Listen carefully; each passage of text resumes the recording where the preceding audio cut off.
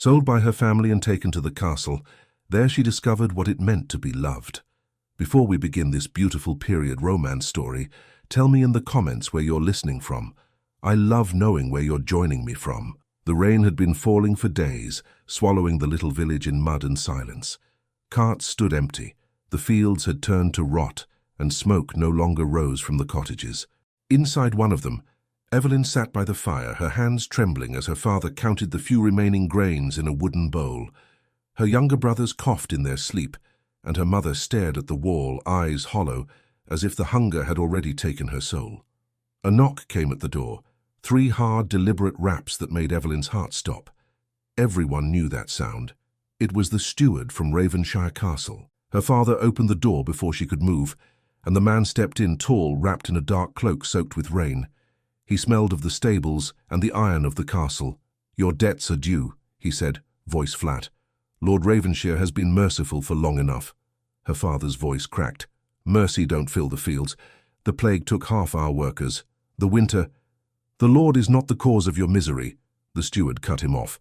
He dropped a small sack onto the table. The dull thud of grain filled the room.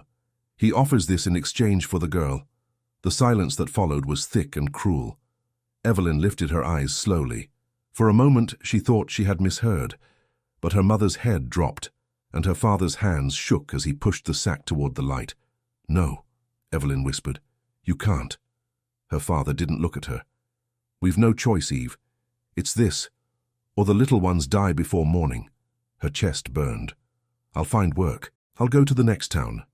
"No one hires a woman now," the steward said coldly. "Half the villages are gone. The castle needs servants. She'll be fed and clothed. Better than dying here." Evelyn looked at her mother, but the woman just closed her eyes. Her father took a deep breath and nodded to the steward. "Take her." The man seized her arm before she could protest. She struggled, the chair falling behind her. "Papa, please." Her father didn't meet her gaze.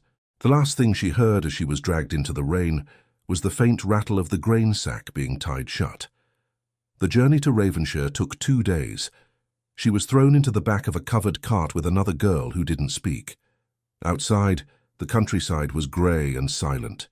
From time to time she heard the cry of crows or the bell of a chapel tolling for the dead. She wanted to pray, but no words came. When the cart stopped at last, the air was colder, sharper. A vast stone wall rose before them, wrapped in mist. Ravenshire Castle. Evelyn felt her stomach twist. 2 guards lifted her out roughly and led her through a courtyard lined with torches. She saw faces, maids, soldiers, kitchen boys, all watching her with a mixture of pity and curiosity. "New one for the Lord's service," one guard muttered. "Poor thing won't last a week." Inside, the hall smelled of wax and smoke. The steward who had taken her spoke quickly to an older woman in grey. "The Lord wants her in his household." The woman frowned. "He asked for another servant. That's unlike him." "His command was clear." The woman's sharp eyes scanned Evelyn from head to toe. "Fine. She'll start tomorrow. The Lord doesn't tolerate idleness." They led her through a narrow staircase to a small room under the eaves. There was a cot, a basin, and a single candle. The door closed behind her, leaving her in silence. For the first time since she'd left home, she allowed herself to cry.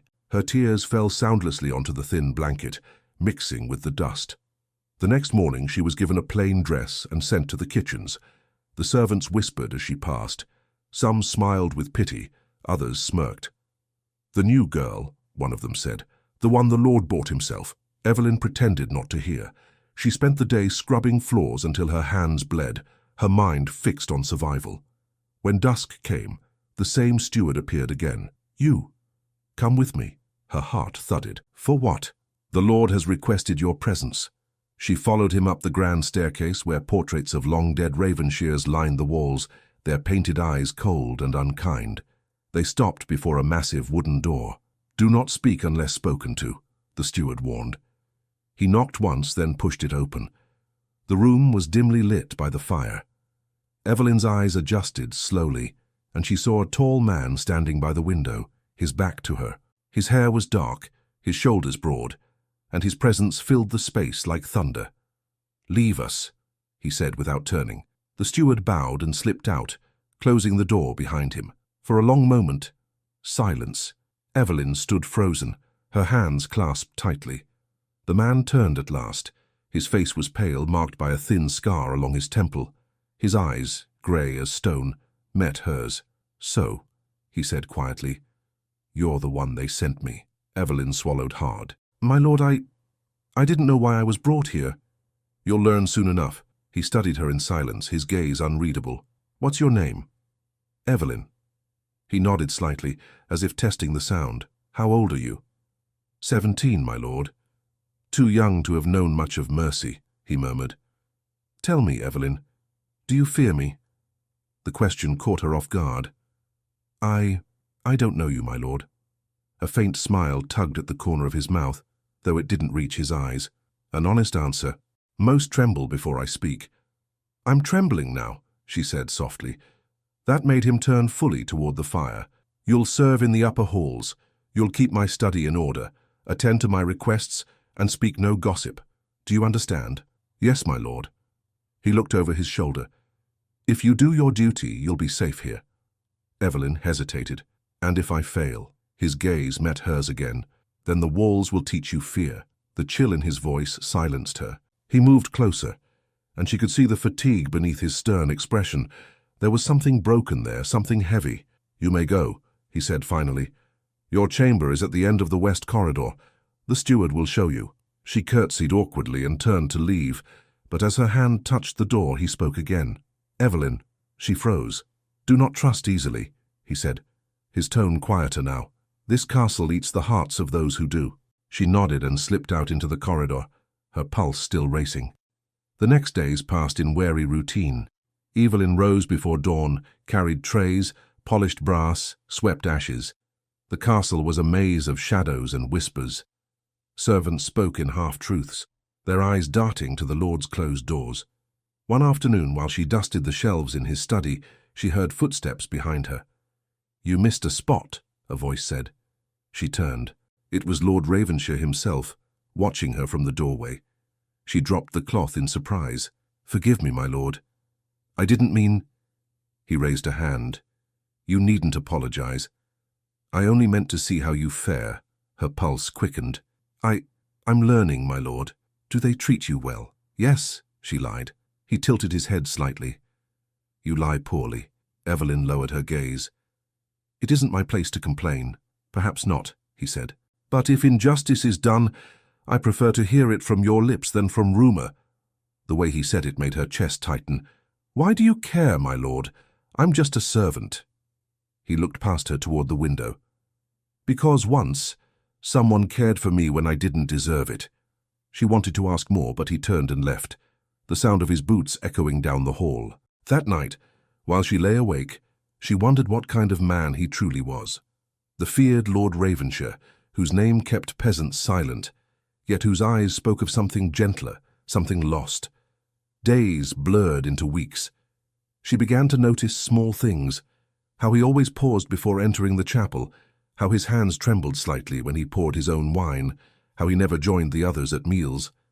Then, one evening, the steward appeared again at her door. "The Lord requests you in the great hall," he said.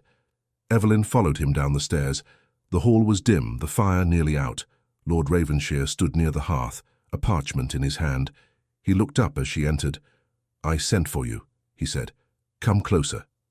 She obeyed, her steps echoing in the vast emptiness. "Tell me," he said, "what do people in the village say about me?" Evelyn hesitated. "They say you're cruel, my lord, that no one leaves your service." His eyes hardened for a moment, then softened again. "And what do you believe?" "I don't know," she answered truthfully. "You saved my family from hunger, but you bought me." He set the parchment down slowly. Sometimes mercy and cruelty wear the same face. Before she could answer, a loud clang echoed through the hall, the wind slamming a window open. She startled, and he turned sharply, crossing the room in a stride to close it. For a brief second his sleeve lifted, revealing an old scar along his wrist. When he noticed her gaze, he drew the sleeve down again. "Go to your room," he said quietly. "It's late." She obeyed, though questions burned inside her. Her chamber was small, cold, but that night she couldn't sleep. The wind howled outside, and somewhere in the distance she thought she heard the faint toll of a bell. She sat upright, heart pounding, when a soft sound reached her. Footsteps, slow and heavy, stopping outside her door. The latch moved, the door creaked open, and a tall shadow filled the frame. "Evelyn," a deep voice said from the darkness. Evelyn froze. The fire from the hallway cast the Lord's shadow long across her bed. Her breath caught, but he didn't move closer. For a moment, the only sound was the wind rattling the window panes. "My lord?" she whispered. He stepped into the room, closing the door behind him. "I didn't mean to startle you," he said, his voice low. "I couldn't sleep."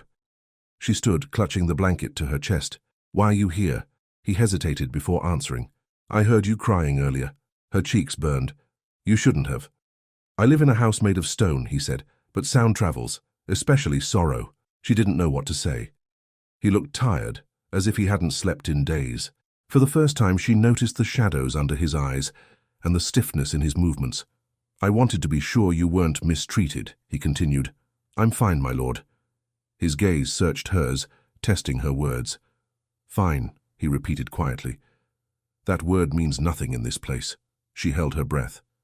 He looked around the small room. The thin blanket, the cracked basin, the flickering candle. "This chamber is unfit for anyone," he said. "Tomorrow I'll have you moved closer to the servants' hall." "That's not necessary," she said quickly. "I don't wish to trouble you." He looked almost amused. "You think I would be troubled by a bed?" Her heart pounded. "I think you have greater things to think of, my lord." A faint smile appeared and vanished again. "Perhaps I do. But for tonight, rest. Fear has a way of growing in the dark." She nodded, unable to speak. He turned toward the door, but before leaving, he looked back once more. "Evelyn," he said softly, "you may speak to me freely should you ever need to." And then he was gone, leaving only the echo of his footsteps and the slow fading of the candle flame. The next morning she was given a new room, brighter and closer to the main corridor. The maids noticed immediately. One of them, a plump woman named Hilda, gave her a knowing look. "Seems the Lord's taken a liking to you," she said with a smirk. "That's not true," Evelyn replied quickly. "Careful, girl. Around here, what people believe matters more than what's true."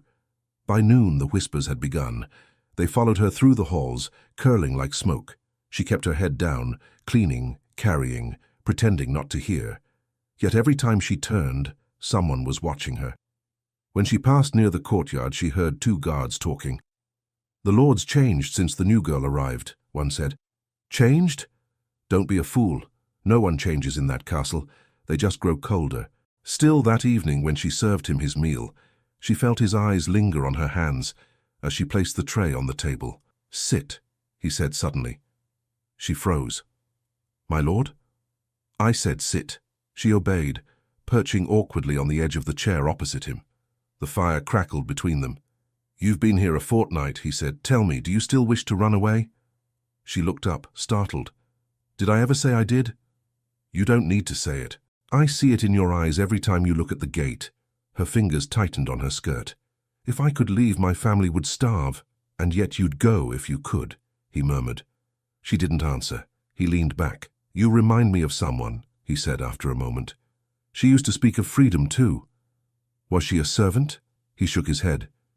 "She was my wife." Evelyn felt the air shift. "Forgive me, my lord. I didn't mean—" He waved a hand. "It was long ago." His voice was quiet, almost fragile. "She died when the war took the Northfields. Since then, the castle has been quieter." She didn't know what to say. Silence filled the space between them until he spoke again. "People here fear me," he said. "Do you?" Her first instinct was to lie, but his eyes demanded truth. "Sometimes," she said. He nodded slowly. "Good. Fear is honest. Kindness is too," she said before she could stop herself. For a heartbeat, he looked surprised. Then something softened in his expression. "Perhaps," he said, "but kindness is dangerous." He rose, ending the conversation. "You may go." That night, as she walked back through the hall, she heard laughter behind her. Two maids were whispering, their words sharp as knives. "She dines with him now," one said. "How convenient." Evelyn turned and faced them. "You're mistaken," she said firmly. "Of course," the other replied. "Mistaken. That's what they all say. She walked away before the tears could fall. The next day brought a storm. The castle trembled under the wind, and the corridors darkened early. Evelyn was sent to clean the great hall, where portraits lined the walls, stern faces of men who looked down as if judging her every move. She was polishing a candle holder when the door opened. "Still working," the Lord's voice said behind her. She straightened quickly. "The steward asked me to finish before supper." He crossed the room, his steps quiet on the stone. "You work too hard." "I prefer it to idleness," she said. He stopped beside her. "Tell me, Evelyn, what would you do if you were free?" She glanced at him, uncertain. "I would go home. Find my brothers. Plant something. Anything that grows," she said. "I used to believe things could grow anywhere if given care." He looked at her then, really looked, as though her words had cracked something open inside him. "That's a rare belief." "Do you not believe it, my lord?" "I believed once, but the world has ways of burning what you plant."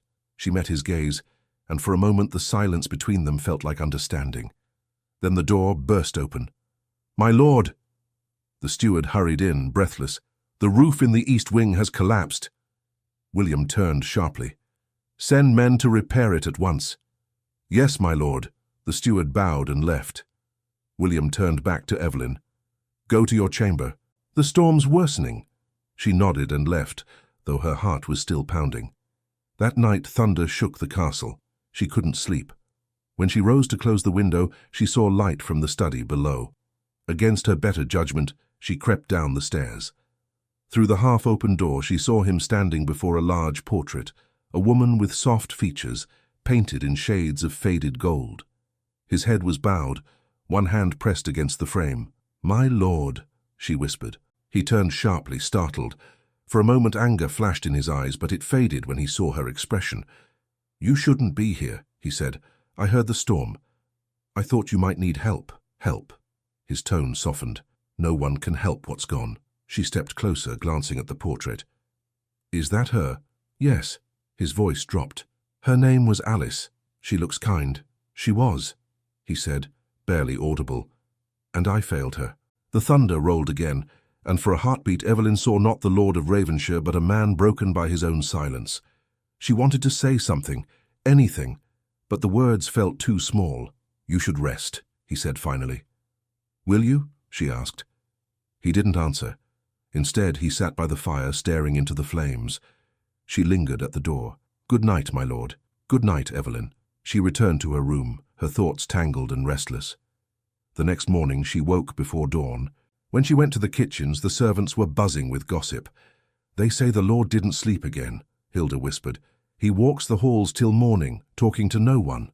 Evelyn tried to ignore it, but as the day went on, the rumours grew. By evening, she was certain everyone in the castle was watching her. When she brought water to the Lord's chamber that night, he was seated at his desk, surrounded by papers. He looked up as she entered. "You've heard them, haven't you?" he said quietly. She hesitated. "Heard what, my lord?" "The whispers. They think there's reason for my interest in you." Her throat tightened. "I never meant to—" He raised a hand. "You've done nothing wrong, but they'll speak anyway." "Then why keep me near?" she asked. "Why not send me to another hall?" His jaw tightened. "Because I don't trust them with you." She blinked, startled. "With me?" He stood, pacing. "There are people here who would see harm done for less than gossip. You don't yet understand how deep the rot runs in these walls."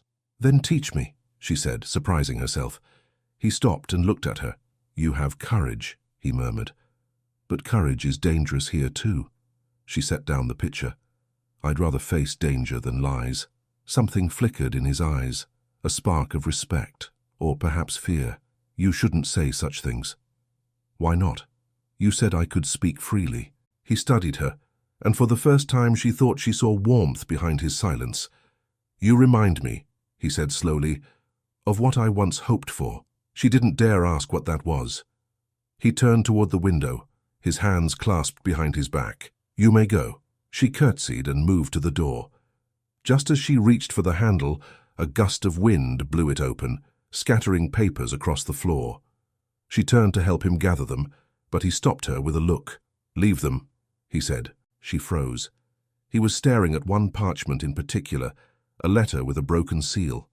His expression hardened, and he folded it quickly, slipping it into his coat. "What is it?" she asked. "Nothing you need worry about," he replied, though his tone betrayed unease. Their eyes met again. Something unspoken passed between them, fragile and uncertain. She backed away slowly. "Good night, my lord." He didn't answer. As she closed the door behind her, she heard his voice, soft and low, speaking to himself. "Don't make me remember, Evelyn." She pressed her back to the cold stone wall, her heart hammering. From inside the chamber came the sound of breaking glass. Evelyn stood outside his door, frozen. The echo of his voice, broken, pleading, lingered in the corridor. She pressed her hand to her chest, uncertain whether to go back or flee. The servant's footsteps echoed in the distance, so she slipped quietly toward her room, her thoughts tangled with fear and pity. The next morning she moved through her chores like a ghost. The castle buzzed with new rumors. Some claimed the lord had thrown a goblet against the wall.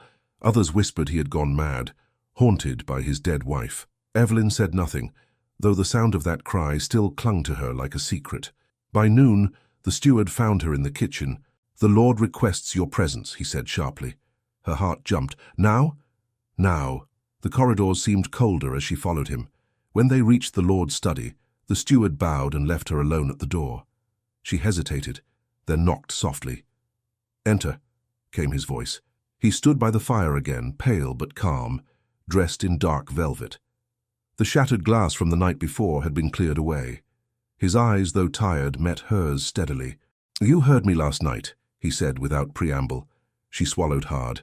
"Yes, my lord." "I spoke a name." "Yes." "Do you know who she was?" "Your wife," Evelyn said quietly. He nodded once, then looked back at the fire. "Alice. She died 10 years ago this winter." Evelyn's voice was gentle. "I'm sorry." "Sorry." He said it like it was a foreign word. "I've heard that so often it's lost meaning. Pity is a soft thing. It doesn't rebuild what's been broken." "I didn't mean pity," she said. "Only I understand loss." That made him turn. "What have you lost, Evelyn?" She hesitated. "My family's love, I suppose.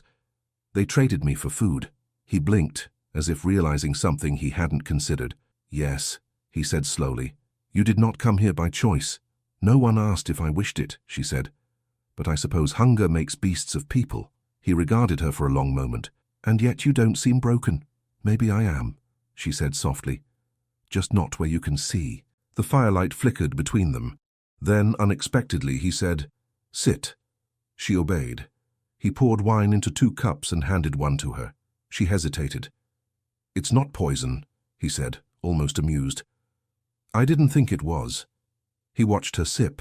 "Tell me something, Evelyn. Do you hate your father?" Her throat tightened. "I don't know. Some days, yes.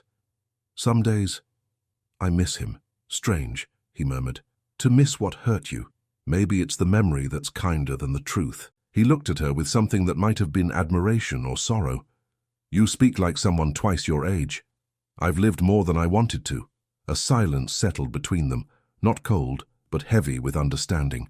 At last he said, "You may go, but keep this conversation between us." She nodded and left, though her thoughts followed her all the way back to the servants' quarters. That evening, as she scrubbed the floor of the great hall, 2 kitchen maids whispered nearby. "They say the lord's been meeting her in private," one said. "She must be clever to charm him so soon," the other replied. Evelyn pretended not to hear, but their words dug deep. Later, when she went to fetch water, she found Hilda waiting by the well. "You'd best be careful," Hilda warned. "The castle's tongues are sharper than the Lord's sword." "I've done nothing wrong." "Right and wrong don't matter. Envy does." Evelyn lifted the bucket. "Then let them envy." She walked away before Hilda could answer, though her pulse throbbed in her ears. The next days passed with tension hanging over the castle like smoke. Lord Ravenshire rarely left his study, yet whenever he appeared, his eyes seemed to search for her. Once, in the corridor, he passed so close their hands almost brushed. She felt the warmth of him long after he'd gone. Then, one afternoon, as she carried linens through the courtyard, an older soldier stopped her. His face was weathered, his left arm bound in a sling. "You're the new servant," he said. She nodded cautiously. "Yes." He leaned on his cane. "Do you know why he keeps to himself, our lord?" "I've heard stories," she said. "None of them sound kind." The soldier chuckled dryly. "They never are. I served with him once, in the border wars. He wasn't cruel then, just proud, young, foolish. But he came back different." "Because of his wife?" The old man shook his head.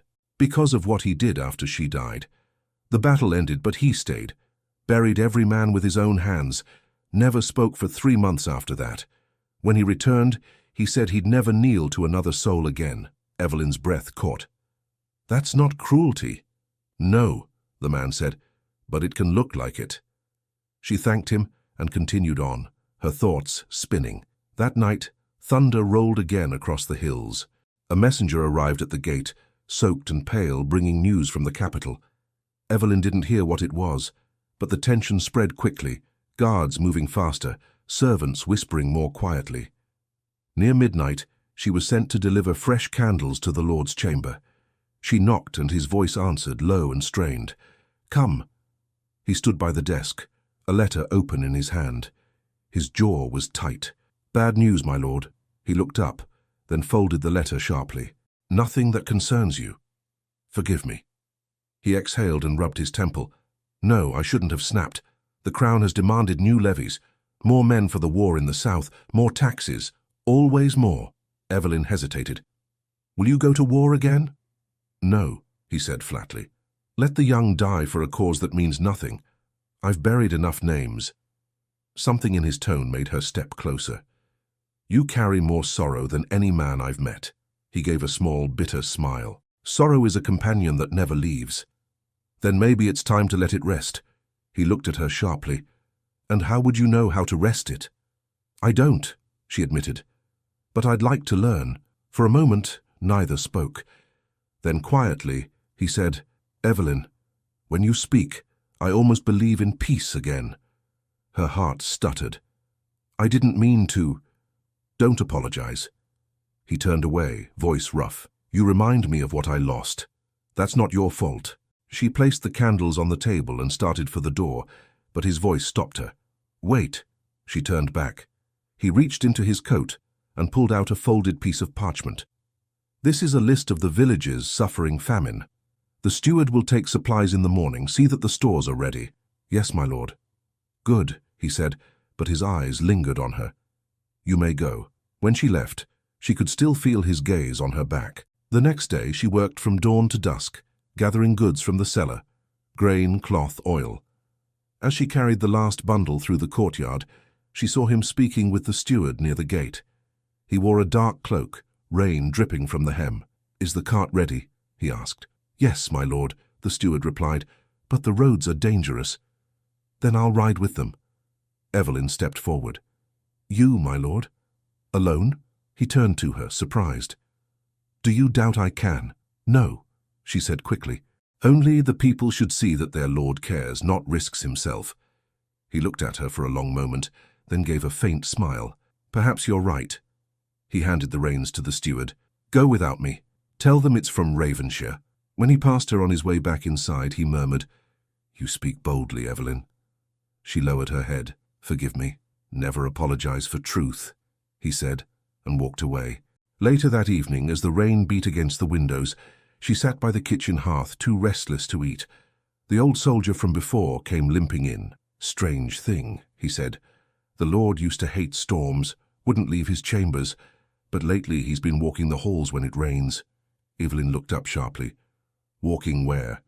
"Mostly the west wing, where his wife's portrait hangs." After he left, curiosity gnawed at her. She waited until the castle grew quiet, then took a candle and crept through the west corridor. The moonlight shone through broken glass, silvering the stone. At the far end, the portrait glimmered faintly. The same woman, Alice, with kind eyes and a gentle smile. Evelyn stopped, unsure why she'd come. Then she heard the soft sound of boots behind her. "You shouldn't be here," said the familiar voice. She turned. Lord Ravenshire stood a few paces away, his cloak half unfastened, his expression unreadable. "I'm sorry," she said. "I didn't mean to intrude." His eyes moved to the portrait. "She looks kinder in paint than she ever was." Evelyn frowned. You speak ill of the dead? He let out a bitter laugh. No, I speak truth. She was lovely, yes. But love can die before the body does. Ours did long before that battle took her. She didn't know what to say. He stepped closer. How you see me as a man cursed by grief. But grief is only half the story. Guilt is the rest. What guilt? He looked away. I left her when she begged me to stay. Thought honor meant war. When I returned, she was gone. That is what the songs never tell. The hero always comes home too late. Evelyn's throat ached. I'm sorry. He smiled faintly. There's that word again. They stood in silence, the candle trembling between them. Then he said quietly, You should rest, Evelyn. The castle will whisper if it sees you here. She nodded, but before she turned to go, he reached out and touched her wrist. A fleeting, uncertain gesture. Thank you for listening, he murmured. Her pulse quickened. Always, my lord. He released her and stepped back. Go. She hurried away, heart racing. As she turned the corner, she heard footsteps again. This time not his. The steward emerged from the shadows, eyes narrow, watching her leave. The next morning the castle buzzed with strange energy. Servants whispered in corners, glancing toward Evelyn whenever she passed. She tried to ignore them, but the looks followed her like shadows. Hilda pulled her aside near the bread ovens. Keep your head low today, she warned. The steward's been talking to Lady Margaret. Who's Lady Margaret? The one who rules the household when the Lord doesn't. She's loyal, yes, but only to the gossip that keeps her in power. Evelyn frowned. I've done nothing wrong. That won't matter. The steward saw you in the West Wing last night. Evelyn's stomach dropped. He saw us talking. He saw enough. Be careful, girl. Words can kill faster than swords in this place. She thanked her quietly and went to the laundry, her thoughts spinning. All day people's stares seemed sharper, their whispers louder. By evening, when she carried fresh towels to the Lord's chamber, even the guards at the door exchanged knowing glances. Inside, William Ravenshire was standing by the fire reading. When he looked up, the lines on his face softened. You look troubled, he said. I'm fine, my lord. That word again, he said with faint amusement. Every time you say it, I believe it less. She smiled weakly. There's talk in the castle. He set the book down. There's always talk. About me, she added quietly. His expression darkened. What kind of talk? That you and I... She stopped, unable to finish. He exhaled sharply. Fools and their tongues, let them talk. I owe them no explanations. But it could ruin me, she said. I'm no one, my lord. I have no protection. He studied her for a long moment, then said softly, You have mine. Her pulse quickened. That only fuels their lies. He turned toward the fire. Do you regret speaking to me last night? No, she said without hesitation. Then I'll not regret it either. The firmness in his voice left her breathless. Before she could reply, a knock sounded at the door. The steward entered, bowing stiffly. My lord, he said, Lady Margaret requests your presence in the hall. William's jaw tightened. For what reason? She didn't say, my lord, only that it concerns the new servant. Evelyn's stomach twisted. William's gaze flicked to her. Stay here, he said quietly. The steward frowned. My lord, she is the matter in question. I said stay, William repeated, his tone sharp. The steward hesitated, then bowed again and left. Evelyn stared at the fire, her hands trembling. When William returned some time later, his expression was unreadable. What happened? She asked. He removed his gloves slowly. Lady Margaret believes your presence has unsettled the household. She accused me? She implied. Evelyn's throat tightened. And what did you say? I told her I decide what unsettles my household. She looked at him in disbelief. That won't stop them. He gave a short laugh without humor. No, but it will silence them for now. She wanted to thank him, but the words caught. He noticed. Don't fear them, he said. You've done nothing wrong. I wish that were enough, she murmured. He studied her again, then reached for something on the table. It was a rose, withered, dried, but still red at its core. When my wife died, he said, this was the last bloom from her garden. I kept it, because I thought nothing living could ever grow here again. Evelyn watched as he turned it between his fingers. I found it again last week, he continued, and thought it should have a purpose. Here, he extended it to her. She hesitated. I can't take that. You can, he said softly. It's just a rose now. It belongs to whoever believes something can still grow. Her eyes stung. Thank you, my lord. He nodded once, his voice almost tender. Keep it safe. The moment stretched, fragile and warm, but the door burst open. Lady Margaret stood there, tall and severe, with the steward beside her.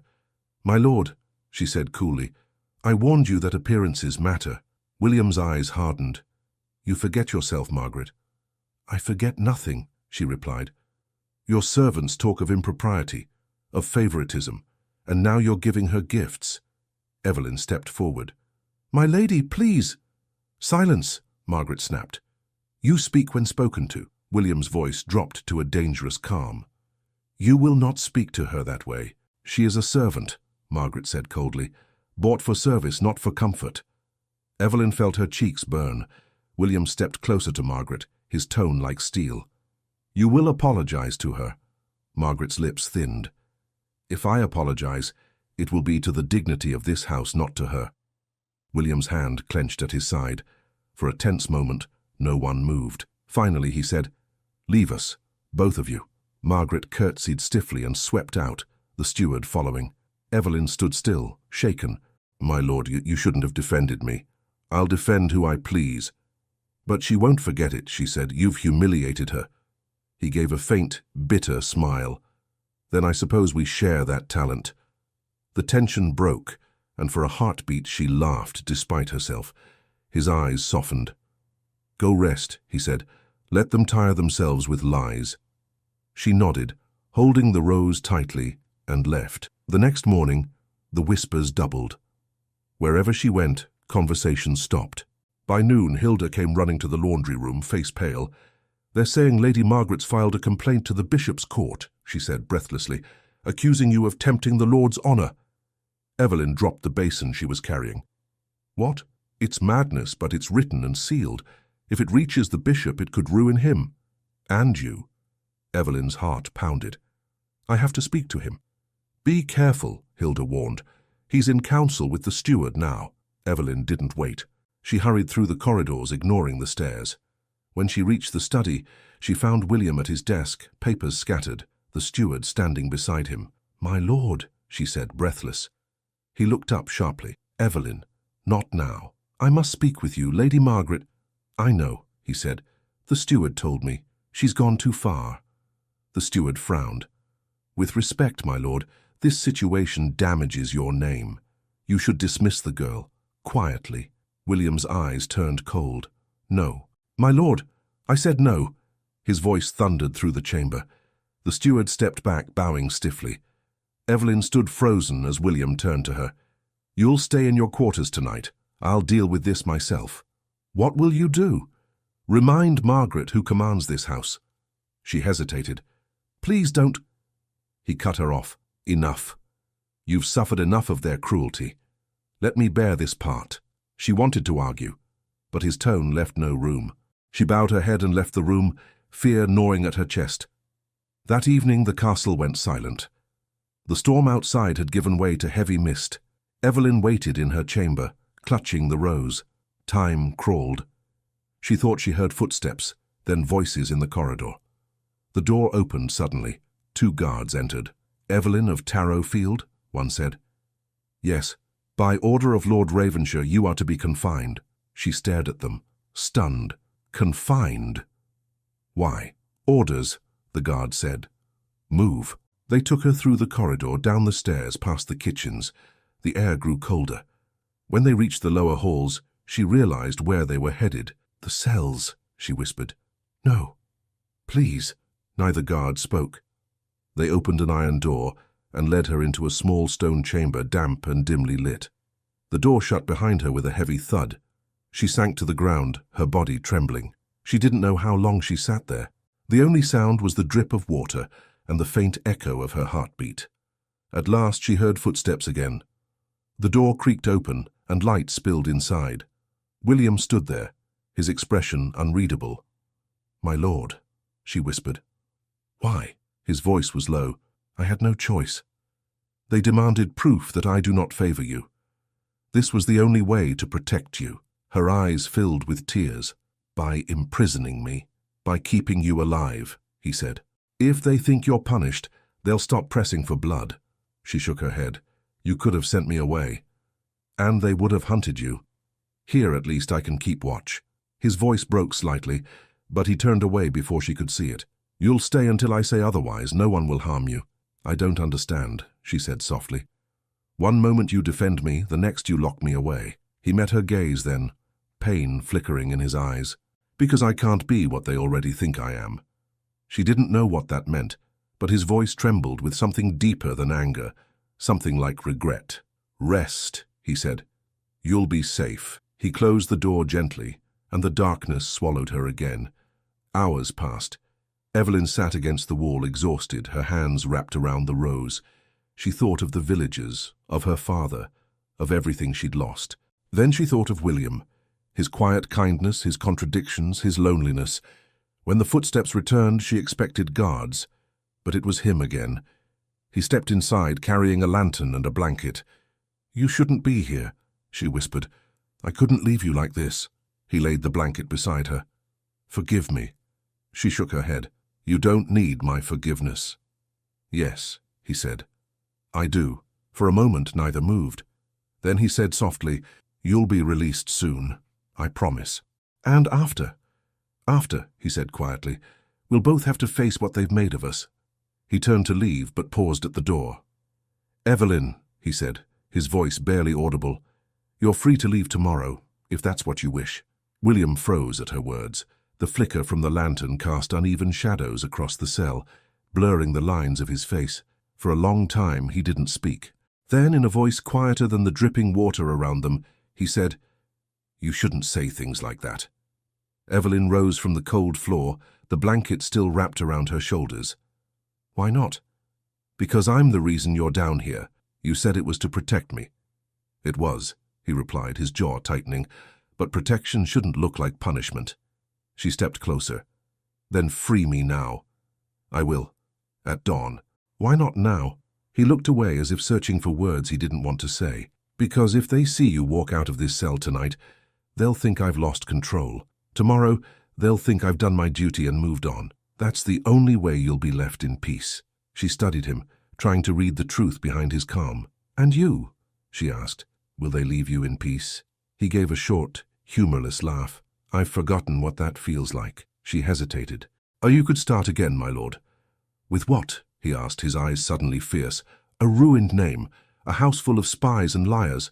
Tell me, Evelyn, what's left for a man who's lost everything that ever mattered? Her voice was steady. You haven't lost everything yet. Their eyes met, and for a heartbeat, the silence between them was alive. Then he turned sharply and set the lantern on the floor. Sleep if you can, he said. I'll see to your release at first light. She wanted to speak, but his face had already closed into the familiar mask of control. When he left, the door shut softly behind him. The next morning, a guard came with a key. You're free, he said gruffly. Evelyn followed him through the corridors, blinking as the sunlight struck her face for the first time in days. The air was crisp, filled with the scent of rain. In the courtyard, servants stopped to stare. She walked past them with her head high, though her knees trembled. At the main steps, William waited. His cloak was draped across his shoulders, his expression composed, but his eyes betrayed exhaustion. You kept your promise, she said quietly. I always keep my promises. He nodded to the guard, who withdrew. You can return to your quarters or leave the castle altogether. The choice is yours. Leave, she repeated. There's a wagon leaving for the southern village at noon. If you go, no one will stop you. If you stay, I can't promise what the others will say or do. Evelyn's hands tightened at her sides. And if I stay? Then you stay under my protection. That's what brought me here in the first place, she said softly. He winced slightly, as if struck. You're right. Neither spoke for a long moment. Then he said, Think about it. You have until midday. She turned to go, but his voice stopped her again. Evelyn, she looked back. I never wanted this for you. I know, she said. But maybe it's what was meant to happen. His gaze lingered on her as she disappeared into the castle halls. Hours passed. She wandered through the corridors, each one filled with memory, the corner where they'd first spoken, the hall where he'd given her the rose. When she reached her small chamber, the dried bloom still rested on the windowsill. She touched it gently, tracing the brittle petals. "Maybe I'm a fool," she murmured to herself. The door opened behind her. Hilda stepped in, her expression anxious. "You're free," she whispered. "Thank heavens." Evelyn turned. "How did you know?" "Everyone knows. The Lord's temper's cooled, but Lady Margaret's not finished. She's furious. Says your release proves he's bewitched." Evelyn frowned. "What will she do?" "Whatever she must to make you both pay." Evelyn took a breath. "Then I can't stay hidden." "Where will you go?" "To him," she said simply. Hilda grabbed her arm. "Girl, don't. You'll only make it worse." "Maybe, but running won't change what's already been said." Before Hilda could stop her, Evelyn slipped out and made her way to the library. The heavy door was ajar. Inside, William sat at the table, head bowed over a pile of documents. "My lord," she said softly. He looked up, surprised. "You're supposed to be deciding." "I have." He set down his quill. "And? I'm not leaving." He stared at her, disbelief flashing across his face. "You understand what that means?" "Yes. It means I'm tired of letting other people decide my fate." "Evelyn, I was sold once," she said, her voice trembling. "I won't sell myself again for peace that doesn't exist." He rose from his chair slowly. "You'll be hated for it." "I've already been hated," she said. "At least this time I'll choose the reason." Something broke in his composure. He stepped closer, then stopped, his voice low. "Do you even know what you're saying?" "Yes, I know exactly what I'm saying." The silence that followed was heavy, charged. His hands flexed at his sides as if fighting something unseen. Finally he said, "You'll need a new assignment then.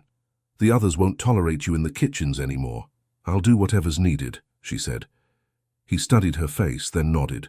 "You'll serve in the archives. It's quiet there." "Is that your way of hiding me?" she asked gently. "It's my way of keeping you safe." She smiled faintly. "You keep doing that?" His lips curved slightly. "Bad habit." Days turned into a rhythm again. Evelyn worked among the shelves of old scrolls and maps, far from the whispers. Occasionally William would visit to review records. He always came with the same measured calm, but his eyes softened whenever he saw her. One afternoon, as she dusted a row of ledgers, she heard voices outside the door, Lady Margaret and the steward. "You think I can't see what's happening?" Margaret hissed. "He's protecting her." "Careful," the steward warned. "He's still your lord." "For now," she said coldly. "But the crown doesn't look kindly on impropriety. If she remains, his enemies will have reason to destroy him." Evelyn's breath caught. She waited until their footsteps faded, then ran down the corridor to the courtyard. William was there, speaking with the old soldier. "My lord," she said breathlessly, "they mean to ruin you. Lady Margaret's planning something." He dismissed the soldier with a nod. "Tell me." "She'll appeal to the crown. She wants you accused of dishonor, of breaking the vow of your title." His jaw tightened. "And what will she claim? That you've taken me as your—" She stopped, her face burning. He stepped closer. "Say it. That you've taken me as your mistress." He let out a sharp breath. "So that's their weapon. You have to stop her," Evelyn said. He smiled bitterly. "By denying it. She'd twist my words before they reached the city gates." "Then let me go," she said quickly. "If I leave, she loses her proof." He shook his head. "No. If you vanish, they'll say I hid you, or worse." She looked at him helplessly. "Then what choice do we have?" He was silent for a long time. Then he said, "None that will leave us whole." That night, the castle seemed colder. William didn't appear at supper, and rumors swirled again. Evelyn stayed in the archives until long after dark, the single candle burning low. She heard footsteps, then his voice. "Still awake?" She turned, startled. "I couldn't sleep." He stepped inside, closing the door behind him. Neither could I. The candlelight softened his features, and for the first time he looked almost young. "You shouldn't be here," she said, though her voice lacked conviction. "Probably not," he said. "But if I stayed away, I'd be wondering whether you regret staying." "I don't." He studied her face, his eyes dark and searching. "You should. Why?" Because you deserve a life that isn't chained to my mistakes. I don't see you as a mistake. Something flickered in his gaze like light through glass. Evelyn? Yes? He exhaled slowly. Forget this place. Forget me. Live. Her heart ached. I can't. He turned away sharply. You don't understand what you're saying. I do. No, he said, his voice rough. You think this is kindness. But the world beyond these walls won't see it that way. They'll call it sin, they'll call it betrayal. Let them call it what they will, she said quietly. He looked at her, his restraint cracking. And what would you call it? Truth. For a moment, neither moved. Then the candle flickered out, plunging the room into darkness. She heard him step closer, his breath uneven. You should go, he whispered. Should I? Yes, he said, though his voice trembled, before I forget who I'm supposed to be. She didn't move. The silence stretched until he said, barely audible, Evelyn, you're playing with fire. Her reply came steady and soft. Maybe it's time something burned. He drew in a sharp breath, but before either could speak again, a knock thundered at the door. My lord. It was the steward, his voice urgent. Lady Margaret requests your presence at once. It's about the letter to the crown. It's already begun, William said, his jaw tight as stone. He crossed the room in quick strides, grabbing his cloak from the chair. Evelyn followed, her pulse hammering. What will you do? She asked. Stop her before she sends that letter. Let me come with you. No, he said sharply. You'll stay here. I can help. His voice softened. You've done enough. Stay hidden, Evelyn. He turned and left before she could argue. She stood in the dark room, fists clenched until she couldn't bear it. Then she followed him. Down the corridor she heard raised voices from the great hall. William's tone was cold, precise. Lady Margaret's rang shrill in reply. Evelyn crept closer, pressing herself against the wall. You've overstepped your place, William said. My place? Margaret's laugh was brittle. Someone has to protect this house's name while you ruin it. I've ruined nothing. You've taken a servant into your favor, my lord. Do you think the crown will see mercy in that or sin? She's done nothing wrong, he said. Then why lock her away like a thief? Why hide her in shadows? Evelyn's stomach twisted. Margaret knew everything. William stepped closer, his voice dropped. You speak of honor while you spread filth. Do not mistake my patience for weakness. Margaret's tone turned icy. And do not mistake your title for safety. That letter is already sealed. By dawn, the messenger will be on the road to London. Evelyn gasped quietly. William froze. You wouldn't. I would, she said, smiling faintly. For the good of Ravenshire. He moved toward her, but the steward stepped between them. My lord, she's acting within her rights. The crown will decide. William's glare could have burned through steel. You think the king's court cares for truth? They care for scandal. They'll strip this estate bare before they ever listen. Margaret's chin lifted. Then perhaps Ravenshire should fall to a worthier name. For a heartbeat, no one spoke. Then William said, low and steady, You'll regret this. Margaret turned on her heel and swept out of the hall. The steward followed, his expression grim. When William saw Evelyn in the shadows, his eyes widened. I told you to stay away. I couldn't, she said. What will happen now? He exhaled slowly. If that letter reaches the crown, I'll be summoned. They'll accuse me of misconduct. They'll take the lands. And me? His eyes darkened. They'll call you a temptress, a liar. And they'll make sure you vanish quietly. Evelyn's heart raced. Then we have to stop it. He looked at her, the firelight catching the weariness in his face. There's only one road out tonight, and Margaret's guards will be watching it. Then we'll go another way. He stared at her, torn between disbelief and admiration. You're serious? Completely, she said. Tell me what to do. William hesitated, then pulled on his gloves. Fine, the messenger leaves from the east gate before dawn. We'll intercept him at the bridge. We? I won't send you alone. They slipped through the corridors like shadows. Outside, the night was bitter and wet. The horses snorted as William untied them. Do you know how to ride? He asked. Barely. Then hold tight. They rode into the darkness, the wind whipping at their cloaks. The road curved through fields glistening with frost. For a while, neither spoke. Only the pounding of hooves filled the night. At last Evelyn said, Why risk everything for me? He didn't answer at first. Then he said, "Because when I look at you, I remember who I was before I stopped believing in good things." Her throat tightened. "You shouldn't say that." "Why?" "Because it makes it harder to leave if we fail." He looked at her briefly, eyes unreadable. "Then we won't fail." They reached the bridge just as dawn brushed the horizon. In the distance, a lone rider approached, Margaret's messenger. William dismounted and drew his hood low. "Stay back," he whispered. The rider slowed at the sight of him. "Who goes there?" "Delivering new orders," William said calmly, stepping forward. "The lady changed her mind." The man frowned. "She gave me her seal, and she's sending me to retrieve it," William replied. "There was an error in the letter." The rider hesitated. Evelyn held her breath. "She said nothing about—" William moved fast, grabbing the man's reins. "Hand it over." The messenger drew back. "If this is a trick—" Evelyn stepped forward suddenly, pulling her hood back. "Please," she said, "if that letter reaches the capital, innocent people will be destroyed." The messenger blinked at her, uncertain. "Who are you?" "No one," she said. "Just someone begging you to do the right thing." Something in her voice broke through his hesitation. He reached into his coat and pulled out the sealed envelope. "Take it, then. I want no part in your lord's quarrels." William accepted it with a nod. "You've made the right choice." The man turned his horse and rode off. Evelyn exhaled shakily.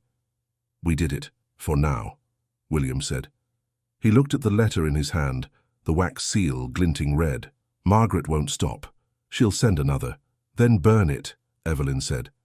He hesitated. "If I do, I destroy the only evidence that might prove her treachery." "Then hide it." He nodded slowly. "Yes, somewhere she'll never think to look." They rode back as the sun rose over the hills. By the time they reached the castle, the courtyard was already alive with servants. William handed the reins to a stable boy. "Say nothing of our return," he ordered. "Yes, my lord." He turned to Evelyn. "Go to your chamber. Act as if you've been there all night." "And you?" "I'll deal with Margaret." She hesitated. "Be careful." His lips curved faintly. "Always."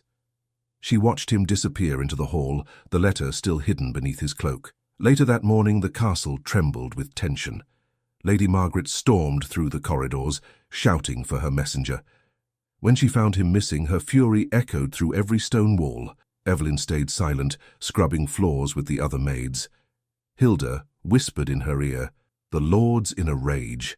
Locked himself in the library with the steward. "Do they know?" "No one knows anything," Hilda said. "But everyone's afraid." As dusk fell, William called for Evelyn. She entered the library and found him standing by the fire, the letter gone. "It's hidden," he said. "For now, she's powerless." "Where did you put it?" "Somewhere even I might forget," he said with a faint smile. Then his expression darkened. "But she won't let it rest.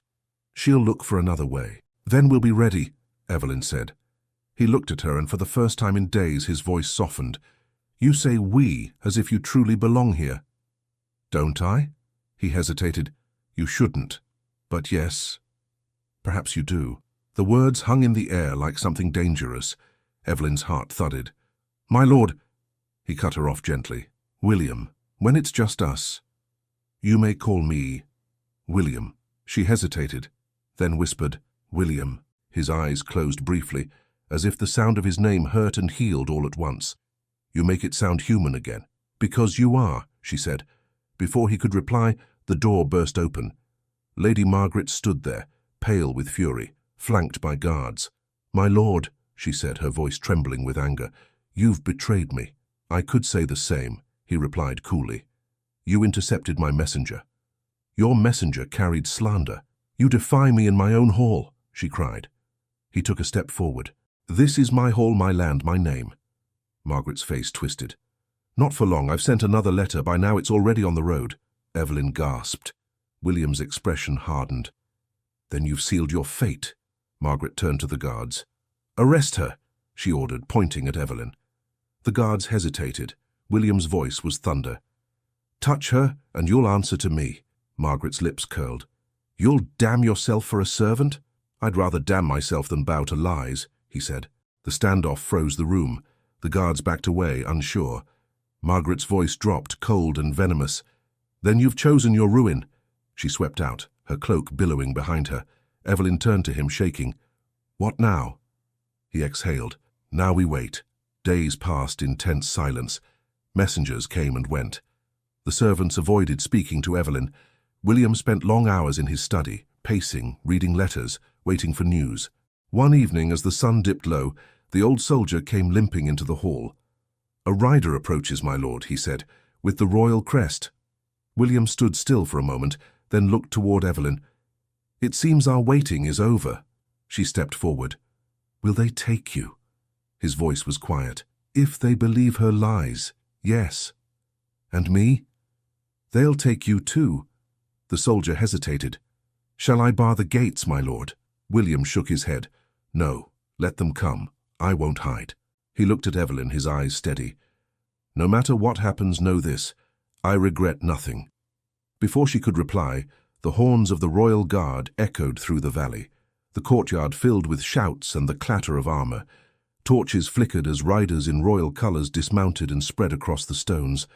Evelyn's heart pounded as she stood beside William at the top of the steps. The captain of the guard stepped forward, his voice loud and official. "Lord William Ravenshire, by order of His Majesty's Council, you are charged with defiance of the crown and withholding property of the realm. You will come with us at once." William's expression didn't change. "You have your orders," he said calmly, "but you'll not march into my hall like thieves in the night."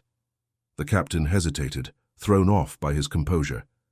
"I come under seal of the king himself." "Then you'll show that seal before you set foot inside." The man signaled one of his soldiers, who handed him a parchment. He held it out. William took it, broke the wax, and read in silence. His jaw tightened. "Lies," he said simply. Evelyn could barely breathe. "What does it say?" "That I've betrayed the realm by selling grain to our enemies." He crumpled the paper in his hand. "Margaret's revenge has found its shape." The captain cleared his throat. "My lord, I must ask you to come quietly. We have no wish to use force." William's eyes flicked toward Evelyn. "There will be no need for force." "No," she said suddenly. "You can't go with them. You've done nothing wrong." He looked at her gently.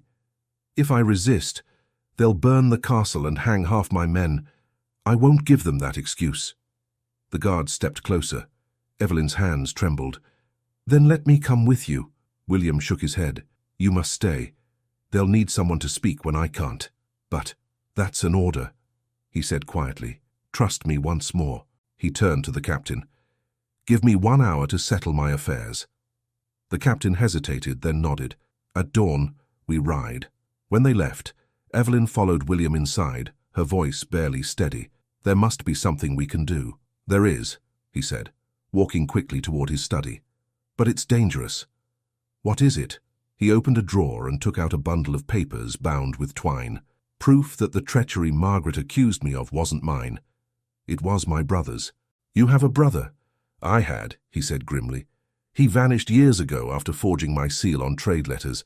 I thought he was dead. Now I think Margaret found his records and used them to trap me." "Then this clears you," she said. "Not if it stays here. The crown will never believe me without witness." "Then I'll go," she said instantly. "I'll take it to the city." He turned sharply. "No, the roads are watched. You'd be caught before the 2nd mile. Then who will take it?" He looked at her, his eyes full of conflict. "I don't know, but someone must." A knock sounded at the door. The old soldier entered, bowing stiffly. "My lord, I've served you long enough to know trouble when I see it. Tell me what needs done." William handed him the papers. "These must reach the Bishop of Ely before the crown's men do. Can you ride?" The old man smiled faintly. "I've got one good leg left. It'll do." Evelyn stepped forward. "You'll need help. Let me go with you." William's hand closed around her arm. "You'll do no such thing." "I can keep records, speak to the bishop, tell him what happened." "I said no." She met his gaze stubbornly.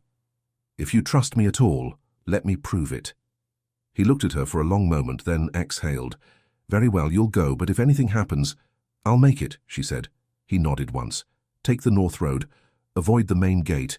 Leave before dawn." The old soldier saluted. "Aye, my lord." When they were gone, William stood still, staring into the fire. Evelyn lingered by the door. "You shouldn't have agreed," he said quietly. "I couldn't let you face this alone. You've already risked too much." She shook her head. "If it saves you, it's worth it." He moved closer, the firelight catching in his eyes. "You speak as if my life means something beyond this place." "It does," she said. "To me." His breath caught, and for a heartbeat, the distance between them vanished. Then he turned away. "Go, before I change my mind." She left quickly, heart racing. By dawn, the castle courtyard was filled with soldiers. William stood by his horse, cloak whipping in the wind. Evelyn watched from the shadows as he mounted. Their eyes met once. He gave a small nod. No smile, just a quiet promise. The gates opened, and he rode out surrounded by guards. The sound of hooves faded into the mist. Hilda appeared beside Evelyn. "Where's he going?" "To face the king's men," Evelyn whispered. "And I'm going to stop it." Hilda's eyes widened. "You'll be killed if they catch you." "Then they'll have to catch me first." By mid-morning, Evelyn and the old soldiers slipped through a side gate, their horses light and fast. The road wound through the forest thick with fog. "Keep your hood up," the soldier warned. "The less you're seen, the better." They rode for hours, stopping only to water the horses. When they reached the crossroads, the soldier pointed north. "Ely's that way, 2 days' ride if we're lucky." "Then we ride till dark," Evelyn said. That night, they camped near a stream. The soldier built a small fire. "You care for him, don't you?" he asked suddenly. Evelyn froze. "He's my lord." The old man chuckled softly. "That's not what I asked." She looked into the flames. "He's more than what people say he is. He's kind, even when he doesn't want to be." "That kind of man's worth saving," the soldier said. "Rest. Tomorrow will test us both." They rose before dawn. The wind bit at their faces as they rode north. At midday, a patrol of riders appeared on the horizon. "Royal colours," the soldier muttered. Off the road, they darted into the trees just in time. The patrol thundered past, unaware. Evelyn pressed her back to a tree, heart pounding. "Too close," the soldier said, when the noise faded. "They're looking for us." "Then we're on the right path," she said. They rode again until the spires of Ely appeared faintly through the fog. Relief flooded her chest, until they reached the gates and saw the royal crest hanging there. "The crown's already here," the soldier whispered. Evelyn's stomach dropped. "Then we'll find another way in." They circled to the east wall, where the cathedral's garden stretched along the river. A low gate stood unguarded. Evelyn slipped through, clutching the bundle of papers. Inside the courtyard, monks tended to the grounds, their hoods low. One looked up as she approached. "Child, are you lost?" "I need to see the bishop," she said. "It's urgent." He studied her, then nodded toward the cloisters. "Follow the inner path." She hurried through the arches until she reached a large door. 2 guards stood outside. The soldier caught up with her, breathing hard. "Let me speak." He handed the guard a coin. "For a good cause," he said. "The bishop expects us." The guard hesitated, then stepped aside. "Be quick." Inside, the bishop sat at a desk, quill in hand. His eyes were pale and sharp. "What business brings you here?" Evelyn stepped forward, holding out the bundle. "This. Proof that Lord Ravenshire was framed. Please, you must see it before the crown does." The bishop took the papers, scanning them. His brow furrowed. "Forged seals. Trade contracts." "My word." "It was his brother," she said quickly. "Lord William is innocent." The bishop looked at her intently. "And who are you to know this?" "Someone who believes the truth still matters." He hesitated, then nodded slowly. "Very well, I'll read these myself. If they are what you claim, I'll send word to the council immediately." Relief surged through her. "Thank you." But before he could answer, a voice shouted outside. "Search every room! They're here!" Evelyn turned to the window. Soldiers filled the courtyard, Margaret's men, not the king's. The bishop stood quickly. "You must leave, now!" The old soldier grabbed her arm. "Back through the garden!" They ran, dodging through the cloisters. Arrows clattered off the stone. Evelyn clutched the bishop's written note of witness as they escaped through the side gate. By dusk they reached the hills overlooking Ravenshire. Smoke rose from the chimneys. "They've brought him back," the soldier said grimly. "But as a prisoner." Evelyn's throat tightened. "Then we'll free him." "You can't storm a castle guarded by the king's men," he said. Then I'll walk through the gate, she replied. They won't hurt a servant. He stared at her, then nodded slowly. You've more courage than sense, girl. But I'll not stop you. That night, Evelyn approached the castle under the cover of darkness. She slipped through a servant's entrance and crept into the main hall. The sound of chains echoed faintly from below. 2 guards stood at the dungeon door. She waited until they moved to fetch wine, then darted inside. William sat against the wall, his hands bound, his face pale but steady. When he saw her, disbelief flashed across his features. Evelyn? How? She knelt beside him, holding up the bishop's note. Proof. The bishop believes you. We just have to get this to the royal envoy. He shook his head. You shouldn't be here. Too late. She began working at the knots on his wrists. Once we reach the stables, the old soldier's waiting. We'll be gone before dawn. He caught her hands. Evelyn, listen, if they find you... They won't. She freed one hand, then the other. Come on. They moved quietly through the corridor. The torches flickered low. Just as they neared the door to the courtyard, voices rang out behind them. There, stop them! Guards rushed forward. William pushed Evelyn behind him. Run! No! He turned to face the soldiers, fury blazing in his eyes. You'll not touch her! The guards dragged William down the corridor, their boots striking the stone in rhythm. Evelyn fought to reach him, but one of the soldiers caught her arm and shoved her back. Let him go, she shouted, struggling. William twisted against their grip, but the chains around his wrists clattered loudly. Evelyn, stay back. They forced him down the stairway toward the great hall. Torches flared as Lady Margaret appeared at the top of the steps, flanked by the steward and the royal captain. Her smile was sharp.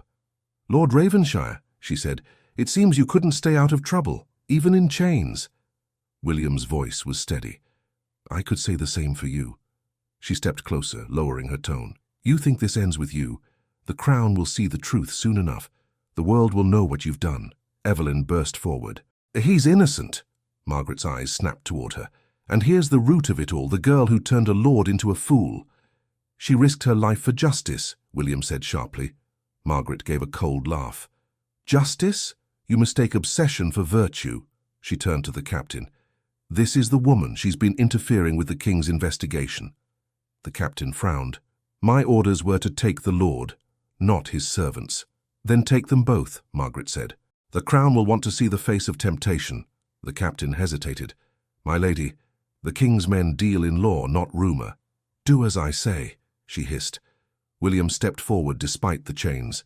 Touch her, and I'll see you hanged for treason. Margaret's expression hardened. Bold words for a condemned man. Evelyn's voice cut through the air. You're lying, Margaret. The Bishop of Ely has already seen the evidence. He's sending word to the council. Your lies won't last the week. For the first time, Margaret's composure faltered. You're bluffing. Evelyn reached into her cloak and held up the bishop's note. Read it yourself. The steward took it from her and examined the seal. His face drained of color. My lady, it's genuine. Margaret snatched it from his hands, reading quickly. Her eyes widened as she realized. You went to Ely? Yes, Evelyn said. And the bishop believes him. The captain stepped closer. If this is true, my orders may no longer stand. William met his gaze. Then do your duty. Free me and arrest the real traitor. Margaret's voice rose, sharp and desperate. You fool! That letter proves nothing. But the steward interrupted, his voice trembling. My lady, there's mention of forged seals, trades under your authority. If the bishop confirms— Enough! She shouted. I will not be lectured by servants and liars. William's chains rattled as he straightened. You'll answer for this, Margaret. Her eyes blazed. Not before you do. She grabbed a guard's sword and leveled it at him. The hall went silent.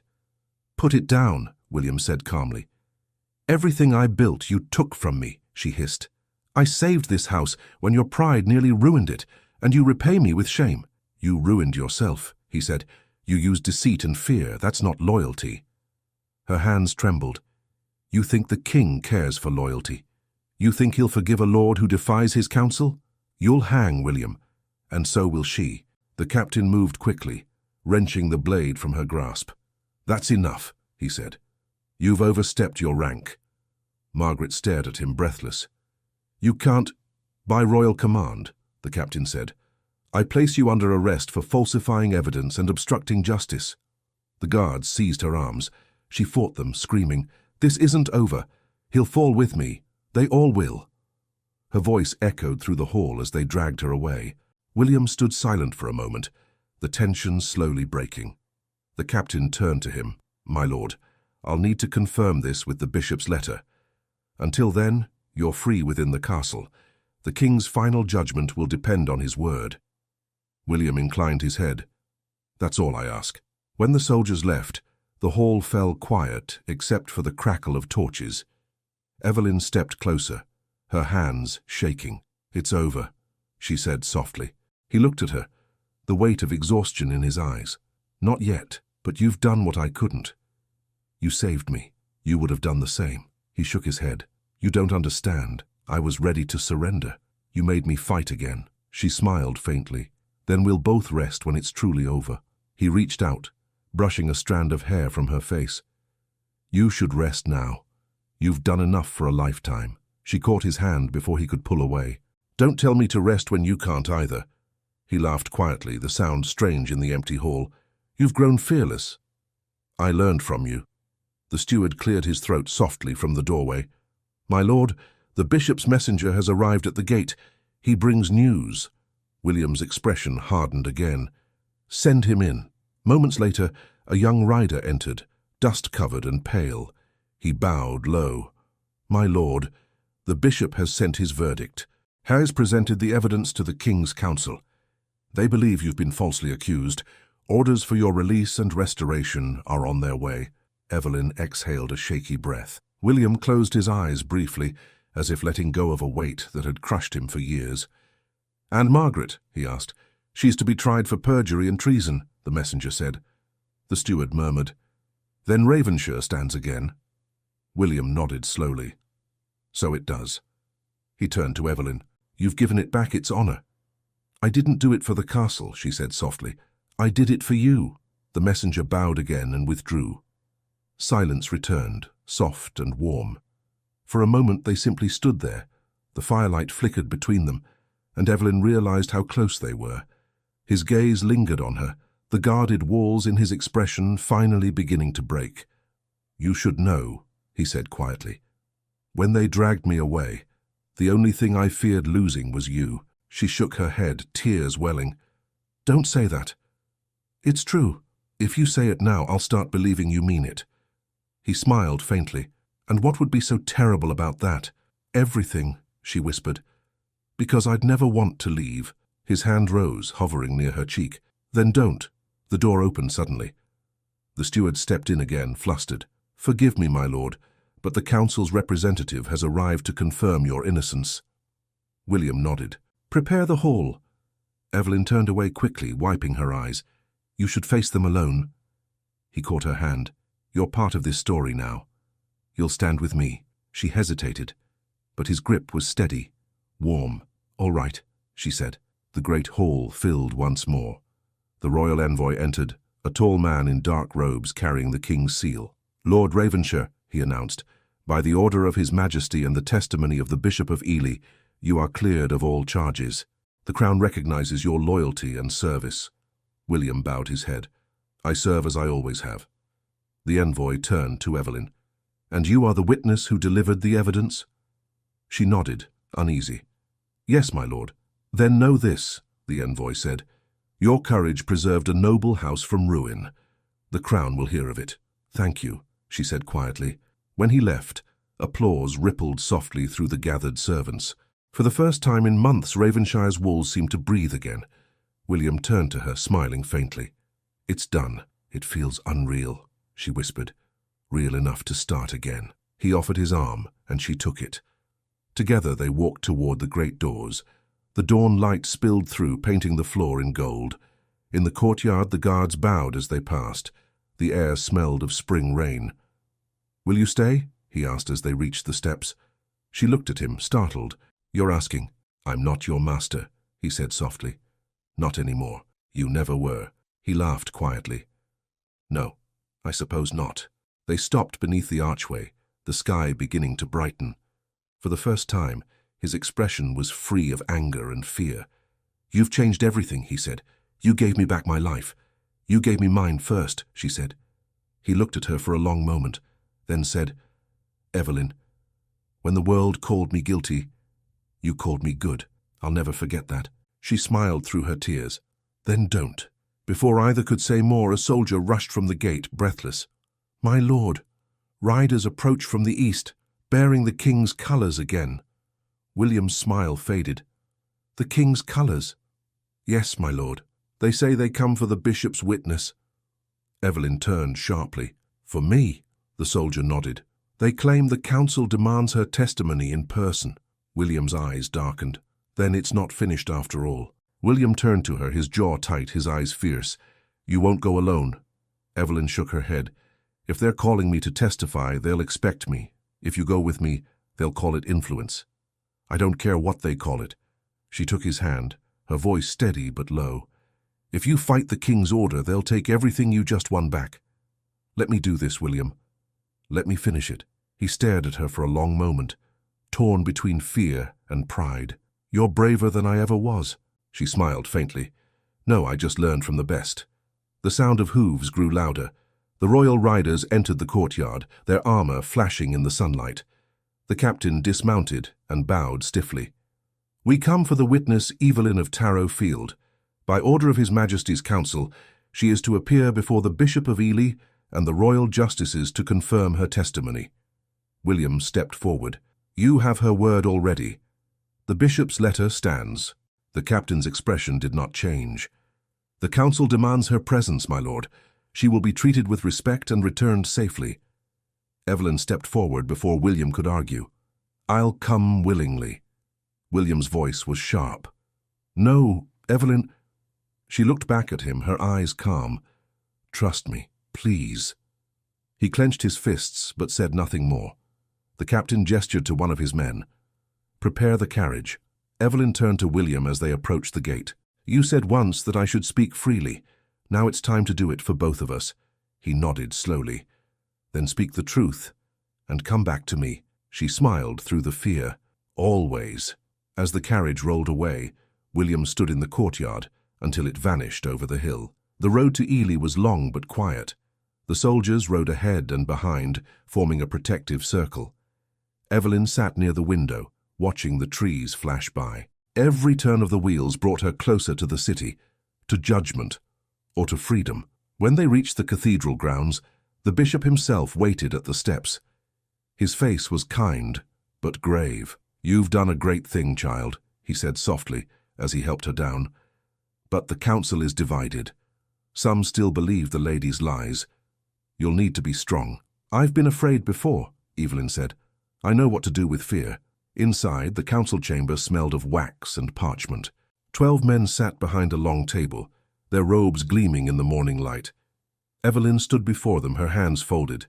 One of the justices leaned forward. "You are the witness known as Evelyn of Tarrow Field." "Yes, my lord." "You claim to have discovered forged documents that prove Lord Ravenshire's innocence?" "I don't claim it," she said clearly.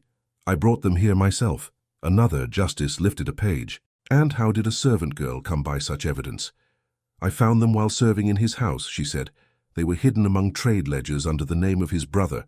When I realized what they meant, I went to the bishop." A murmur ran through the chamber.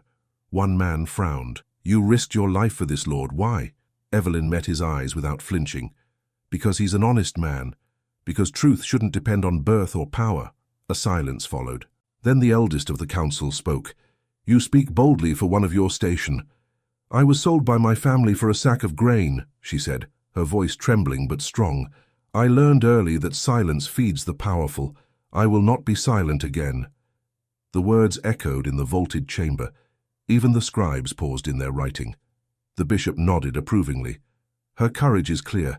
I can vouch for her testimony and for the authenticity of the documents she delivered." The eldest justice turned to his peers. They whispered among themselves, their faces unreadable. Finally, he looked at her again. "You may step back while we deliberate." Evelyn bowed slightly and followed the bishop into the antechamber. He poured her water, his hands gentle. "You've done all that was asked. Will it be enough?" she asked. He sighed. "Justice moves slower than faith, but your words carried weight." Hours passed before the doors opened again. The council's messenger called for her. She walked back into the chamber, her pulse loud in her ears.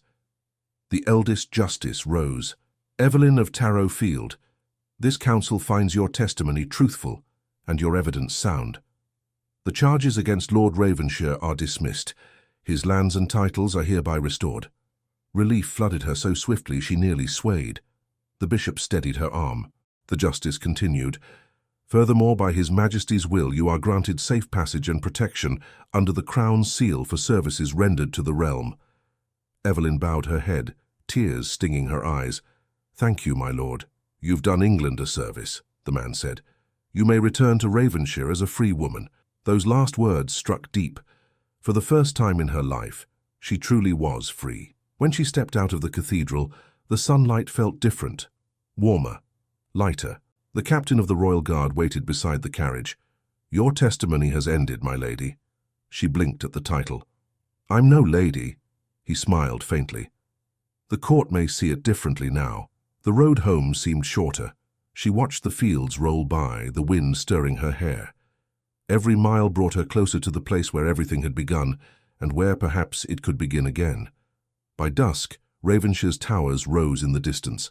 The gates opened as the carriage approached, and William was waiting at the steps. He looked thinner, more tired, but his eyes were alive. When she stepped down, he crossed the courtyard in 3 strides and caught her hands. You're safe. So are you, she said. What did they say? That you're cleared, completely, and that I'm under the king's protection. He laughed, a sound she hadn't heard in so long it startled her. Then the world's gone mad. Or right again, she said, smiling. He studied her face, his thumb brushing over a streak of dust on her cheek. You've been through too much. So have you, she said softly. But it's over now. He shook his head. Not over. Just different. The steward appeared behind them, bowing low. My lord, the bishop's messenger arrived before her. The men are cheering. Ravenshire stands whole again. William nodded, but his eyes never left Evelyn. Whole because of her. The steward smiled. Then she'll have our thanks forever. That night the castle celebrated. Fires burned in the courtyard, and laughter filled the air for the first time in years. Evelyn stood at the edge of the hall, watching the people who had once whispered against her now raise their cups in her honor. Hilda approached grinning. Look at you, a royal witness, a free woman and the Lord's Saviour. Not bad for a girl from Tarrow Field. Evelyn laughed softly. I only did what I had to. Hilda nudged her. And what now? You'll stay? Evelyn looked toward the dais where William sat surrounded by his men, a faint smile on his face. I don't know yet. Then I'll wager you do, Hilda said, chuckling, and left her there. Later, as the fires burned low, William found her on the balcony overlooking the valley. The wind carried the smell of rain. Do you ever think, he said quietly, that fate has a cruel sense of humor? Sometimes, she said, but I think it has a kind one too. He leaned on the railing beside her. You've changed this place. You've changed me. I only reminded you who you already were, she said. He looked at her, his voice softer. You reminded me how to hope again. She turned to face him fully. And what will you do with that hope? He smiled faintly. I thought I'd ask you the same. They stood in silence, the last light fading behind the hills. Finally he said, Evelyn, the king's pardon frees you from this life. You could go anywhere, do anything. You owe this castle nothing. I know, she said. So why stay? Because this is where I found my voice, she said simply, and because someone here still needs me. He took a slow breath, as if her words were something fragile he didn't dare touch. And if that someone is me, she smiled, then I suppose I'll stay a little longer. For a long time neither spoke. The sounds of music and laughter drifted up from below. Ravenshire was alive again. When the first drops of rain began to fall, William lifted his cloak and draped it over her shoulders. You'll catch cold, he said. She looked up at him, her eyes bright. Not tonight. He hesitated, then said quietly, Tomorrow, I'll send word to the villagers. The famine's easing, we'll rebuild the market, start again. And you, she asked, what will you start? He smiled faintly. Something I should have started long ago. She wanted to ask more, but footsteps interrupted them. The steward appeared, bowing low. "Forgive me, my lord. A rider just arrived from the bishop. He carries the king's final decree." William took the sealed parchment. "What does it say?" The steward hesitated. "It concerns you both." William broke the seal and read quickly, his expression unreadable. Then he handed it to Evelyn. Her eyes moved over the words. Her breath caught. He wants us both in London, to appear before the king himself." "The king?" she whispered. "Why?" William's voice was quiet. "To honor us, perhaps, or to test us again." Evelyn folded the letter, her pulse racing. "Then our story isn't finished." "No," William said, his gaze steady on hers. "It's only changing." She looked toward the horizon, where dawn began to edge the clouds in gold. "Do you think it will ever truly be over?" "Only when we decide it is," he said. They stood side by side, the wind soft around them, the future uncertain but brightening with the coming day. There were no chains now, no whispers, no fear, only the quiet promise of what came next. The journey to London began at dawn. Ravenshire's banners fluttered in the wind as William and Evelyn rode through the gates side by side. The air was crisp, the sky pale gold. Villagers lined the road to watch them go. Some waved, others bowed their heads in quiet respect. "You've turned them from fear to faith," William said softly as they passed. Evelyn smiled. "They finally see what I saw all along." He looked at her, eyes bright. "And what was that?" "A man worth believing in." They rode in silence after that, the sound of hooves filling the cool morning air. By nightfall, they reached the royal city. London was alive with noise, bells, laughter, the hum of 1,000 voices. The castle loomed above it all, a sea of banners and light. William dismounted and turned to her. "Ready?" She took a steadying breath. "As I'll ever be." Inside, they were led through endless corridors until they reached the throne hall. Torches burned in high sconces, their flames dancing against gold and stone. The king sat on his throne, stern but not unkind. William knelt. "Your Majesty." Evelyn followed suit. The king regarded them for a long moment before speaking. "Rise, both of you." They obeyed. "I've heard much of what's happened in Ravenshire," the king said. "A lord accused by his own steward, a servant girl who defied the crown to bring truth to light. You've stirred half my court to argument." Evelyn lowered her gaze. "Forgive me, sire. I meant no trouble." "Trouble?" The king's mouth twitched into a faint smile. "You meant justice. Few would risk so much for another's name. The realm needs more of that." He turned to William. "And you, Lord Ravenshire, you've endured disgrace, imprisonment, and loss, yet you stand here unbowed. What do you intend to do with the life that's been returned to you?" William hesitated, then said quietly, "To use it well, Your Majesty, to lead with honor, and to protect those who taught me its meaning." The king studied him for a moment, then looked between them. "It seems to me that you owe each other something beyond gratitude." Evelyn's breath caught. "Sire, I may be a king, but I'm not blind. There's affection between you, a bond forged by trial." William glanced at her. "Your Majesty," the king raised a hand, "I'm not here to forbid it. The old laws would, but I've seen enough to know worth doesn't always wear a title. If you wish to join your fates, I'll not stand in your way." The hall fell silent. Evelyn stared at him, unsure she'd heard correctly. "You would allow that?" "Allow?" The king's eyes softened. "Child, I would bless it." William turned fully toward her. "Evelyn," he said, voice low but steady, "he's given us something neither of us ever had before, choice." Her heart hammered. "And what would you choose, my lord?" He stepped closer, forgetting the watching courtiers. "To spend the rest of my days proving you were right to believe in me, to build something honest out of the wreck I once was." Her throat tightened. "William." He reached for her hand, his eyes searching hers. "Evelyn of Tarrow Field, will you stand beside me, not as servant or savior, but as my equal?" For a moment the world held its breath. Then she smiled through her tears. "Yes, 1,000 times yes." The hall erupted in murmurs. The king chuckled softly. "Then let it be known that Lord William Ravenshire and Evelyn of Tarrow Field are to be joined in marriage under the crown's blessing." The heralds repeated his words. The great doors opened, and sunlight streamed into the chamber as if the heavens themselves approved. William turned to her again. "It's real," he said, half laughing. After everything, it's real. Evelyn squeezed his hand. So are we. The king motioned for the Bishop of Ely, who had travelled with them, to step forward. If the couple wishes, we can seal the union now. The realm would welcome such a beginning after so much strife. William looked at Evelyn, his voice barely a whisper. Will you marry me here now before all of them? Her answer came without hesitation. Yes. The bishop smiled, opening his book. Then let the heavens witness this union born of truth and tested by fire. The ceremony was simple but radiant. William's hand trembled slightly as he placed the ring, his mother's worn and plain upon her finger.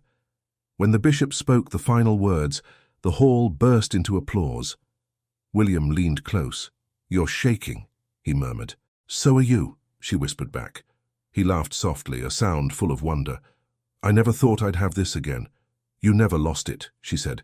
It was waiting for you. When the crowd parted, the king approached them once more. You've both given this kingdom something rare, a story of mercy. Guard it well. We will, William promised. They bowed, and as they left the hall, Evelyn could hear the courtiers whispering, not with disdain, but with awe. Outside, the courtyard glowed in the afternoon light. Bells rang across the city, echoing through every street and tower. The people cheered as William took her hand and helped her into the carriage that would carry them home. Married, she said softly, almost to herself. He smiled.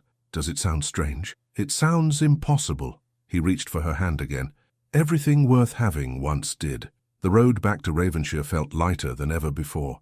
When they arrived, the castle stood dressed in flowers and banners, prepared by the servants who had heard the news before them. The air smelled of spring. The gates opened wide, and villagers crowded inside to see the lord and his new lady. Hilda ran forward, laughing and crying at once. Look at you both, I told everyone this day would come. Evelyn laughed through her tears. You did, didn't you? Hilda squeezed her hands. We'll feast till dawn. The kitchens are already on fire with work. William placed a hand on Hilda's shoulder. Then make sure every villager eats before we do. No one goes hungry tonight. As you wish, my lord. The celebrations began at sunset. Music filled the courtyard, lively and warm. Servants danced with soldiers. Children chased ribbons in the firelight. Evelyn sat beside William at the long table, watching the joy spread like a tide. You see, she said, this is what Ravenshire was meant to be. He looked around, his eyes soft. Because of you. Because of us, she corrected. When the moon rose high, William stood and raised his cup. To the woman who taught me that strength has nothing to do with titles, and that love can rebuild what the world tries to destroy. The crowd cheered. Evelyn blushed, laughing as the villagers clinked their cups and shouted her name. Later, when the fires burned low and the music faded, William took her hand and led her toward the gardens. The night was cool, the air filled with the scent of wet grass and roses newly planted. Do you remember this place? He asked. How could I forget? It's where you gave me the rose. He smiled. The one that didn't bloom. It did, she said, looking at him. It just needed time. He reached into his coat and pulled something from inside. A small bloom, fresh and red, glowing in the moonlight. This one grew from that same stem, he said. I thought it might be yours again. Her eyes filled. It's beautiful. So are you, he whispered. The words hung between them, simple and true. Say it again, she said softly. He stepped closer. You're beautiful, Evelyn Ravenshire. She laughed, a soft, breathless sound. That's the first time you've called me that, and the last name I'll ever want to say. The moonlight shimmered on the water as he kissed her. It was gentle at first, then deeper, full of all the unspoken years between them. The world around them faded. The war, the whispers, the pain. There was only this moment, quiet and alive. When they finally broke apart, she leaned her forehead against his chest. What happens now? He wrapped his arms around her. Now we build. We heal. We live. And love, she asked. He smiled against her hair. That most of all. The wind stirred the leaves, and the sound of laughter drifted from the distant courtyard. The stars stretched wide above them, endless and clear. Evelyn lifted her face, meeting his eyes. We were both prisoners once, she said. Now look at us. Free, he murmured. Completely free. She took his hand, and together they walked back toward the castle, where candles still burned in the windows like 1,000 promises. The night wrapped around them, gentle and sure, carrying the scent of roses and the echo of joy. As they crossed the threshold, he paused and looked back at the sky. "Do you think she would have been proud?" "Who?" "Your mother," he said quietly. "And mine." Evelyn smiled. "Yes, because we learned what they never did. That love isn't weakness. It's strength." He nodded, his voice barely above a whisper. "And it saved us both." She squeezed his hand. "It did." They entered the hall together. The firelight danced on the walls, warm and golden. William turned to her once more, his eyes soft with something she had only ever seen in dreams. "Whatever happens, wherever we go, remember this," he said. "You were never bought, Evelyn, you were found." Her voice trembled with emotion. "And loved." "Yes," he said, drawing her close. "And loved." The doors closed behind them, shutting out the night, sealing the promise that had carried them through every trial. The castle, once a place of sorrow, now rang with laughter and life. Outside, the rose garden swayed gently in the wind, a single red bloom opening at last beneath the moon. Thank you so much for listening to this story all the way to the end. We hope it moved you as much as it moved us while telling it. We'd love to hear your thoughts. Leave us a comment telling us where you're listening from and what you liked the most. Rate this story from 0 to 10. What score would you give it? If you enjoyed this story, don't forget to subscribe to the channel and leave a like as a show of support. That really motivates us to keep creating and sharing more stories full of emotion and life lessons. And before we go, we want to remind you that an exciting and heartwarming story recommendation will appear on the final screen. If you'd like to enjoy it, just click on the video. Thank you once again for being here, and we'll see you in the next story.